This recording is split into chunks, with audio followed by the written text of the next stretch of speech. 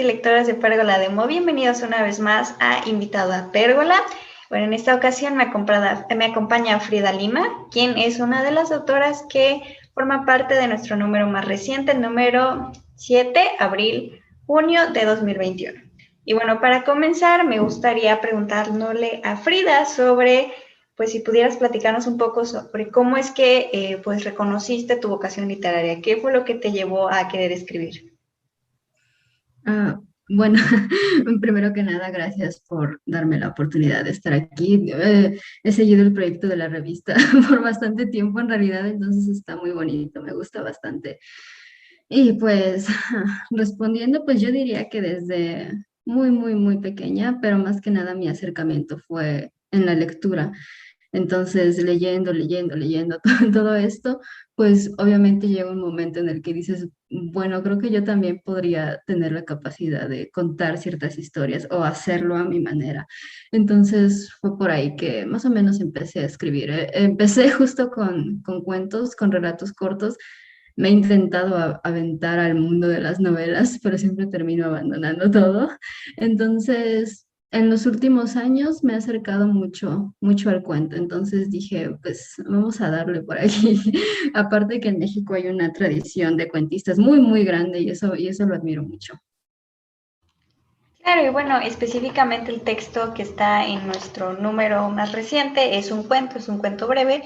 Bueno, me gustaría preguntarte en principio respecto a ese cuento, pues un poco sobre el origen, porque este cuento por lo menos a mí me gusta y creo que a cualquier lector le puede llamar la atención, porque es uno de estos cuentos que parece que va hacia un lado y al final tiene como un giro, ¿no?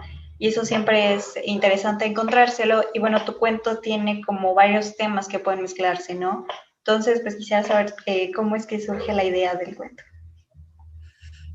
Bueno, pues fue más o menos por el año pasado, de ahí de julio, agosto, que pues estábamos en cuarentena, ¿no? Pandemia. Y un compañero de la carrera, igual de letras, estudió letras, se armó un curso de cuentística norteamericana. Y pues yo dije, vamos a entrarle, vamos a ver cómo está esta onda. Me gustó mucho, aprendí muchísimo de muchos autores gringos, norteamericanos. Me gustó mucho. Entonces, en la parte de ver cuando vimos a Hemingway, cuando lo leímos, nos explicó mucho esta teoría del iceberg que tiene este autor, de que pues te intenta contar una historia sin contarte realmente todo lo que hay debajo, todo el contexto. Entonces es como una pequeña parte y, y oculta mucho. Entonces, igual este autor es como reconocido por su relato breve, muy breve. Entonces, de ahí me agarré de esa idea de, está bien, vamos a intentar crear algo breve en una o en dos cuartillas y a ver qué sale. Y más que nada siempre intento partir como mis temas son la nostalgia y cosas así como el pasado. Entonces, creo que eso se ve muy bien reflejado en ese cuento.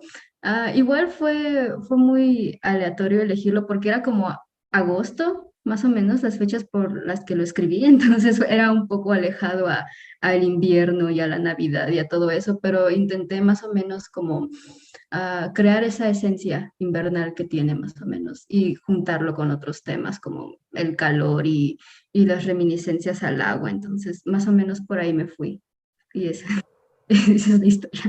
Sí, claro, bueno, ahora que mencionas como toda esta influencia norteamericana, como que adquiere mucho más sentido el cuento, pero especialmente destaco esta parte que mencionas sobre la nostalgia y el pasado.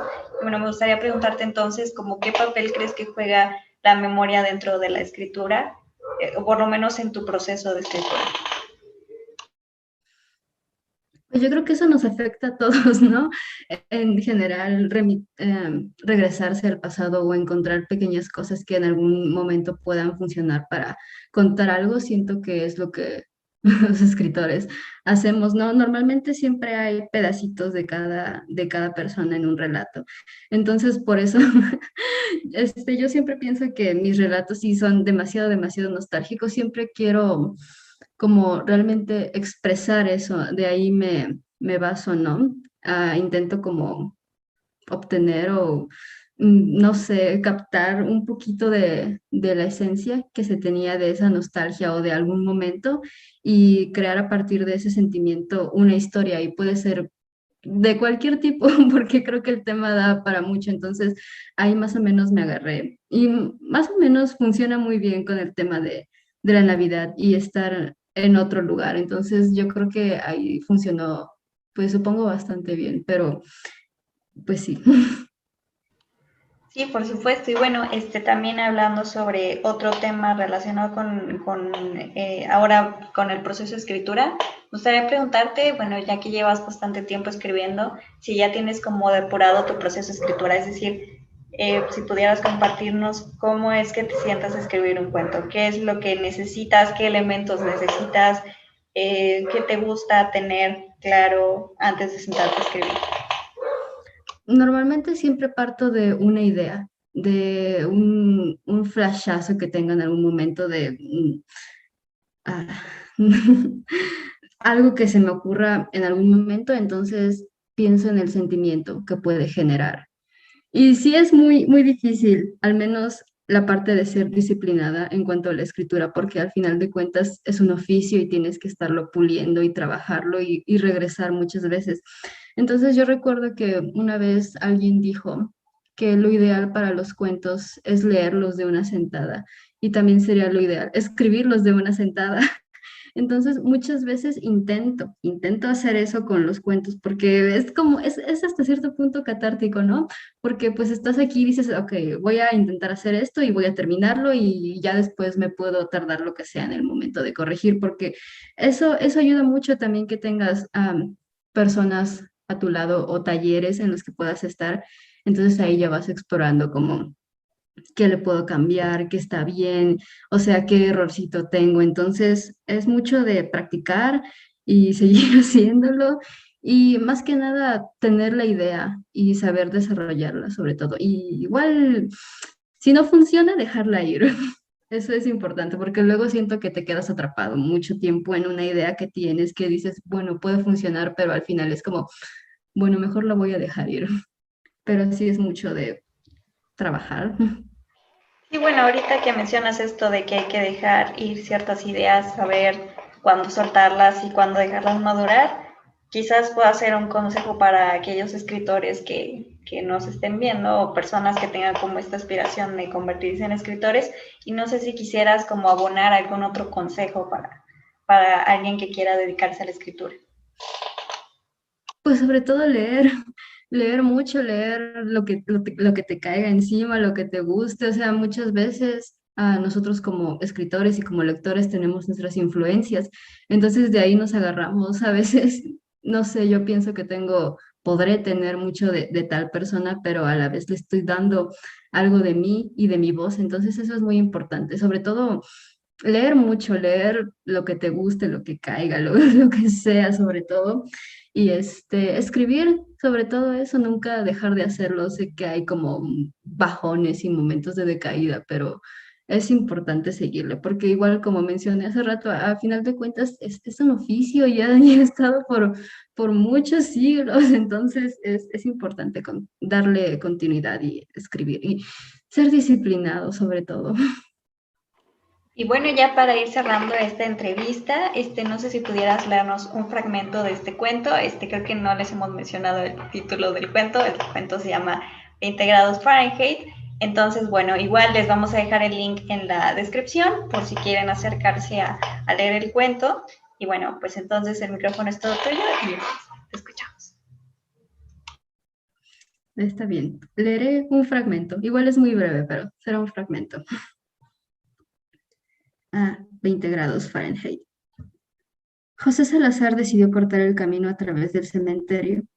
Le gustaba porque de noche era aún más tranquilo. Los impenetrables guantes que usaba se aferraban con fuerza al mango de la bicicleta tratando de mantener el control, pero el frío lo complicaba un poco. Faltaban 3 días para Navidad y la nieve ya estaba congelada en el suelo. Sin embargo, esa mañana había vuelto a nevar, por lo que ahora una capa más ligera cubría la vieja. Aún así, el camino se encontraba despejado, las máquinas ya habían pasado y era seguro. En la canasta de su bicicleta se balanceaba una bolsa con las compras: leche, huevos, cigarrillos, un pequeño peluche con forma de tortuga para Pepe, como las que había visto en su infancia. José llevaba más de 20 años viviendo al norte de Estados Unidos.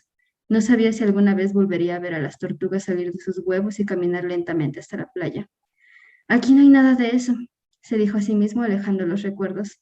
Por cada bocanada de aire que salía de su boca, una gran nube de vaho se extendía ante él y hacía que el camino se volviera borroso. Además, no había viento esa noche. Un enorme gorro cubría su cabeza y la bufanda la usaba hasta la nariz, por lo que respirar se volvía complicado. José odiaba el frío, pero tanta blancura por fin lo había cegado y ahora vivía con el mismo frío dentro de sí. Con los años había aprendido que el invierno en el norte dura más de lo que se hubiera imaginado al principio, pero ahora se sabía proteger. No le faltaba nada. José miró una vez más el peluche con forma de tortuga y recuerdos de su vida pasada arremetieron contra él. La voz rasposa de su abuela, el calor agobiante con olor a sal que le golpeaba el rostro, las gotas que se formaban en su vaso lleno a tope de cerveza, un cielo azul, las risas de un niño, una vida que había perdido hace mucho. Trató de concentrarse en el camino que tenía enfrente y dirigirse al parque, el cual conectaba con el cementerio por medio de la iglesia del condado, desde donde se podían escuchar villancicos. Aquí no había nada de eso, se repetía José. Aquí había frío que calaba los huesos, insensatos copos de nieve que lo cubrían todo y personas con ojos de hielo que cantaban alegres canciones navideñas.